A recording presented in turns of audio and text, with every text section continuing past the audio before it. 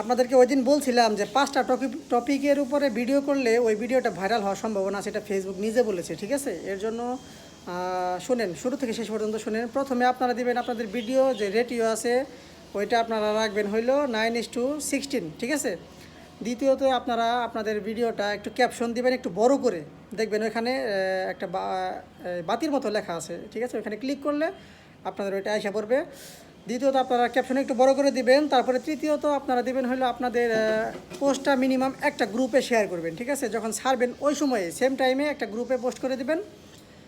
আর তৃতীয় নাম্বার চলে গেলে তারপরে চতুর্থ নাম্বারে আসবেন, ওইখানে আপনারা কিছু হ্যাশট্যাগ ব্যবহার করবেন, ঠিক আছে? হ্যাশট্যাগ ব্যবহার করবেন। তারপরে যদি লং ভিডিও হয় তাহলে ওইটা আপনারা স্টোরিতে শেয়ার করবেন। এগুলোর পাশাপাশি এই 5টা কাজগুলো আপনারা পূরণ করে রাখবেন। তাহলে দেখবেন ও আরেকটা জিনিস হলো আপনাদের কমেন্টসের ভিতরে একটা কমেন্টস আপনারা পিন করবেন, সেটা আপনার কমেন্টই হোক বা অন্য কারো কমেন্টই হোক, ঠিক আছে? এটা পিন করে রাখবেন। এইটাও আপনার ফেসবুকের একটা নিয়ম।